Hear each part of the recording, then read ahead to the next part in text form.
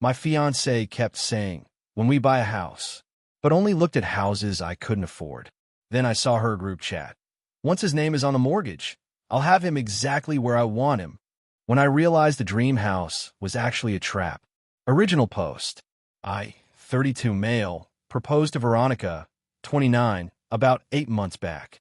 Been together almost 3 years. Everything seemed solid. Normal relationship stuff. Arguing about what to watch on Netflix, whose turn it was to do dishes, planning a future together. The house hunting started pretty much right after I put a ring on her finger, which made sense at the time. We were both renting separately, paying 2 rents when we could combine into one mortgage. I'm an engineer, pulling around $85,000. Got about $40,000 saved up for a down payment. Been building that for years. Veronica does marketing. Makes maybe $45,000. She's got student loans, some credit card debt. Never really talked specific numbers, but I knew money was tighter for her. But she kept saying, when we buy a house, so I figured we'd pool resources and find something reasonable.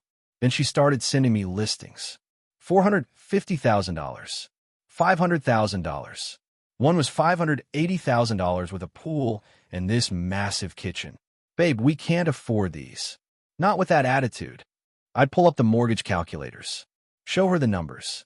Even with my down payment, we're looking at $3,500 a month minimum. That's more than half my take-home. Before utilities, food, everything else. We'll figure it out. Don't be so negative. This became our entire relationship. House listings. Me explaining why we couldn't afford them. Her getting upset that I wasn't thinking big or investing in our future. I tried finding houses we could actually afford. $250,000 to $300,000 range. Solid starter homes. She'd tear them apart. The kitchen is so outdated. That neighborhood is sketchy. I'm not raising kids in that tiny yard. Every single one. Something was wrong. After like a month of this, I was exhausted. But she kept pushing, sending listings during my work meetings, texting me Zillow links at midnight, talking about our dream home constantly. Then last week her phone died while we were at my place watching something. She asked to borrow mine. Sure, whatever. She went to the bathroom with it. Came back maybe 10 minutes later, handed it back. Next day, I'm scrolling and realized she left Instagram open. Was going to close it when a notification popped up. Group chat with her and some friends. Girls night 2 hearts. I know I shouldn't have, but I looked. Tiffany, did you show him the Oakmont house yet? Veronica, yes. He keeps saying we can't afford it though, face with rolling eyes. Tiffany, just keep pushing. Once his name is on that mortgage, you'll have him exactly where you want him, LOL. My stomach dropped. I just sat there staring at my phone. Kept reading. Veronica, that's the plan. My name goes on the deed too, but he's covering the down payment and makes way more, so the mortgage will mostly be his responsibility. Jenna, smart. Then even if things don't work out, you've got equity in a house you barely paid for, faced with tears of joy. Veronica, right? And his credit is better, so we'll get a better rate if it's mostly his application. There was more. So much more. Weeks of messages. Her talking about her house. Not our house, her house. How she'd already mentally decorated every room. How once we were locked in, she'd probably quit her job to start our family, which apparently I was never consulted about. The house wasn't a future together. It was a trap. She was trying to financially trap me. I screenshot everything. Sent them to my email. Just sat there for like an hour, trying to process it. 3 years. We'd been together 3 years. Planning a wedding. And this whole time she was plotting to lock me into a mortgage I couldn't afford so she could live the life she wanted on my dime. Called in sick the next day. Couldn't focus. Couldn't think about anything else. When she texted asking about looking at another house that weekend, I just replied, "We need to talk. Come over tonight." She showed up all excited. Had a folder full of printouts. Okay, so I know you said the Maple Street house is expensive, but I did the math, and if we just... I saw your group chat. She froze mid-sentence. What? Instagram. You left it open on my phone. I saw everything. Her face did this thing. Shock, then panic, then she tried to recover. You went through my phone. You left it open. But sure, let's make this about me. You were planning to trap me with a mortgage. You literally said you wanted me exactly where you want me once my name was on it. That's not. You're taking it out of context. What context makes that okay? She started crying, which honestly just made me angry. I just wanted us to have a nice home together. I wanted to build a life. By tricking me into a house I can't afford, by planning to quit your job and stick me with all the payments. I never said I'd quit. I pulled out my phone, started reading her messages out loud. The ones about focusing on family and not having to work much longer. She couldn't even deny it at that point. Just kept crying and saying I was ruining everything. The engagement's off. What? Nathan, you can't be serious. I'm completely serious. You weren't planning our future. You were planning your future funded by MY income. We're done. But the wedding, we already sent save the dates. Then people will get an update that it's canceled. She lost it, full on screaming. How I was throwing away 3 years over a misunderstanding. How she loved me. How we could fix this. There's nothing to fix. You try to calm me. I'm not staying with someone who sees me as a paycheck. Told her to leave. She refused. Had to threaten to call the cops before she finally went. My phone blew up after. Text after text. Apologies mixed with threats mixed with more crying. Blocked her eventually. Called my parents that night. My mom actually said, I always thought she was more interested in your salary than you, which would have been helpful information earlier, Mom. It's been a few days now. Still processing. Still can't quite believe someone I loved was literally planning to trap me. But at least I found out before I signed anything. Update 1. So it's been a couple weeks, and somehow this got worse. Veronica's mom called me. Lucia. Met her maybe 5 times total. Always seemed nice enough. Nathan, honey, Veronica told me about your fight. It wasn't a fight. I found out she was trying to scam me. She said you're being controlling about money. That's what couples do. They compromise on finances. Did she mention the part where she was planning to trap me in a mortgage I can't afford? Silence on the line. Then, I don't know what you mean. I explained. The messages, the plan, all of it. That must be a misunderstanding. It's not. I have screenshots. She literally admitted to planning this with her friends. Don't you dare talk about my daughter like that. She loved you. She loved my income. There's a difference. Lucia went off about ruined dreams and embarrassment, and how dare I humiliate her daughter like this. Nothing about what Veronica actually did. Just upset about the optics of a canceled wedding. Hung up on me eventually. Then her friends started messaging. The same ones who were in the group chat helping her plan the trap. Tiffany, really gonna throw away 3 years over some texts? We were just joking around. Me, you were joking about financially trapping someone. Tiffany, it wasn't that serious. You're overreacting. Blocked her. But the real insanity came when Veronica showed up at my apartment again. Somehow got into the building, pounding on my door. Nathan, open up. I didn't. She kept going for like 20 minutes. Finally heard her yell through the door. Fine. But you should know I put a deposit on the Maple house. $5,000. If we don't buy it now, I lose that money. I yanked the door open. You did what? She looked almost smug, like she thought she'd cornered me. I put down a deposit last week. The seller accepted. If you back out, I'm out $5,000. Last week? We were still engaged last week, and I told you no on that house. I thought I could convince you.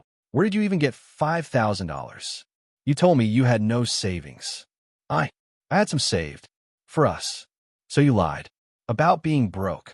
So I'd think I had to cover everything. She didn't answer that. Did you put my name on the offer?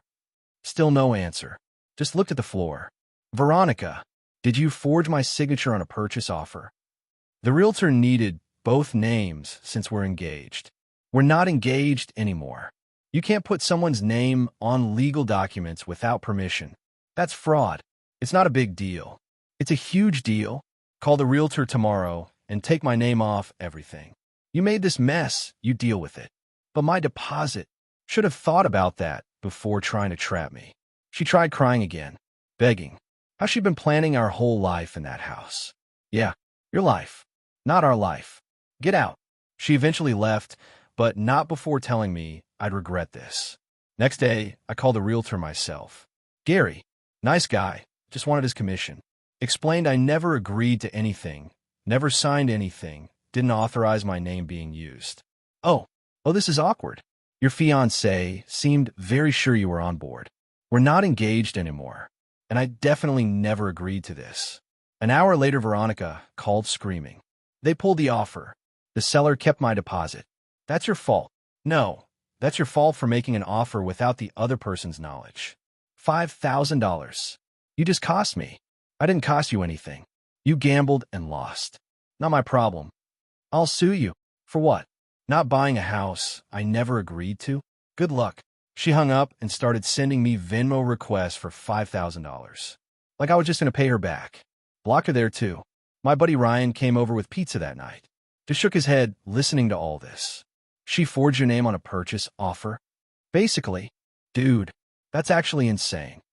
Tell me about it. At least you found out before you were actually stuck in a house. True. Can't imagine being trapped in a mortgage I couldn't afford with someone who'd manipulated me into it. That would have been my next 30 years. Update 2. It's been maybe a month now. Veronica's still not letting this go. She started showing up places. My gym, the grocery store, this coffee place I go to in the mornings. Not talking to me, just there, watching. It's creepy. My gym actually asked me if everything was okay after the third time she showed up and sat in the parking lot. I explained the situation. They said if she wasn't a member, they'd ask her to leave. Then she went the social media route. Posts about betrayal and financial abuse. How her ex-fiancé controlled all the money and refused to invest in their future. Complete lies. But people who didn't know what really happened started commenting support for her, saying she deserved better and that I was intimidated by a strong woman. My brother sent me the posts. Bro, she's making you sound like you were abusing her. I've been avoiding social media, but I looked. The comments were wild. People I'd never met calling me controlling, manipulative. One person diagnosed me with narcissism based on a Facebook post. Ryan said to post the screenshots, put her on blast, show everyone what she did. But that felt gross. Even if she was lying about me, posting her private messages publicly seemed like stooping to her level. Instead, I made one post, getting questions about my canceled engagement. Anyone who actually wants to know what happened can message me privately.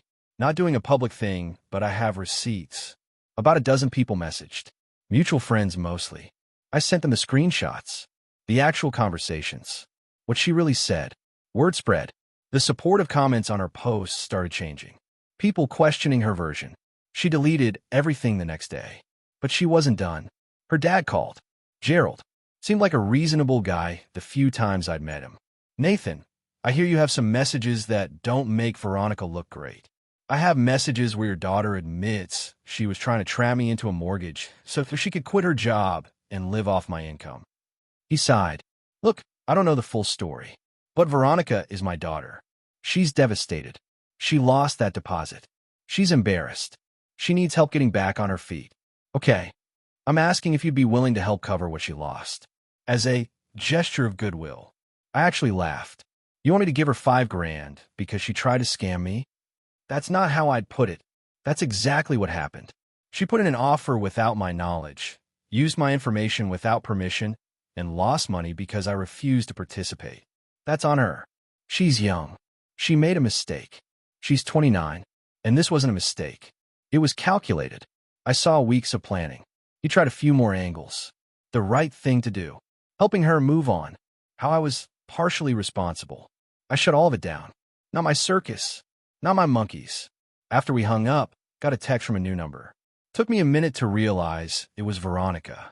My dad said you won't help. You're really heartless. I'm broke because of you. Can't even afford rent next month. But whatever, you got what you wanted. Didn't respond. More texts. I gave you 3 years. Least you could do is help me out. It's not even that much money to you. Then, fine, don't respond. When you're old and alone, don't say, I didn't try. Block that number too. And yeah, I felt guilty for like 5 minutes. Then I remembered, she tried to trap me. Financially manipulate me into a house I couldn't afford. When I caught her, she doubled down. Forged documents. Lost her own money through her own choices. That's not on me. My therapist started seeing someone after this whole mess. Said something that helped. You're allowed to protect yourself even when it makes someone else's life harder. Their consequences aren't your responsibility. Veronica's broke? That's because she gambled $5,000 on trapping me. That was her choice, not mine. Final update. Been a couple months now. Things have finally settled down. Veronica stopped trying to contact me. Heard through the grapevine, she moved back in with her parents. The $5,000 loss, plus her regular expenses, broke her. Apparently, she's been asking everyone she knows for money. Lucia, try one more time. Call from a different number. Nathan, I know you're not together. But as someone who once cared about Veronica, don't you think you should help? No. Just like that. She tried to calm me. I stopped her. Whatever she's dealing with now is from her own choices. I don't owe her anything. You're a cold person. I'm a person who didn't let himself get trapped. Call it whatever you want. Haven't heard from them since. The social media thing died down. Some of her friends still post vague stuff about fake people, but I ignore it. Anyone who matters knows the truth. Saw Tiffany at a bar a few weeks back. She started walking over, but I just left. Not interested. Dating is weird now. I'm paranoid in ways I wasn't before. When someone asks what I do for work, I wonder if they're calculating my salary. When house stuff comes up in conversation, I tense up, working through it in therapy. But here's what I learned. Trust your gut. When someone's pushing you towards something that doesn't feel right, there's usually a reason. When numbers don't work, but they insist they will, they're either terrible at math or lying. Veronica always said, we'll figure it out about affordability. But there was no we in her plan. Just her in the house she wanted, funded by money I'd kill myself earning. Still got my down payment. Still looking for a house. But one I can actually afford. One that's mine, not a trap. Someone asked if I regret how I handled it. If we could have worked through it with counseling. No. You don't work through someone deliberately trying to trap you. That's not a communication problem. That's a character problem. She saw me as a resource. When I refused to be used, she tried manipulation, guilt, family pressure, social media campaigns. Never once actually acknowledged what she did or apologized. Just mad that I wouldn't let her exploit me. That's not someone you build a life with. The wedding venue refunded most of our deposit since we canceled early enough. I let her have that money. Figured she needed it more. Didn't tell her it was for me, though. Small thing. But it helped me sleep better. I'm doing okay. Works good. Bought a nice used car with some of the down payment money. Dating casually. Spending time with people who actually care about me. And yeah, I'm house hunting. Looking at places around $200,000. Something I can afford alone. Something that's actually an investment in my future. My new realtor asked about my budget, and when I told her, she said that's smart. I see too many people stretch themselves thin trying to impress someone. Yeah, almost was one of them. Veronica's out there probably still telling people I'm the villain. That's fine. The people who matter know what happened. I didn't get the girl. Didn't get the house. Didn't get the wedding. But I got out. And I've still got my down payment, my sanity, and my independence. Best breakup I ever had.